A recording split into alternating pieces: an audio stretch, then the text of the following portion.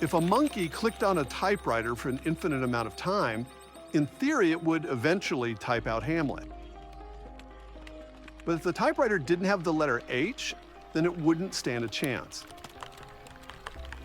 Just as the parts of the typewriter need to be fine-tuned to include all the letters of the alphabet to make possible typing different words and sentences, so too all proposed universe-generating mechanisms would require fine-tuning to make it possible to generate different universes with different initial conditions and laws of physics.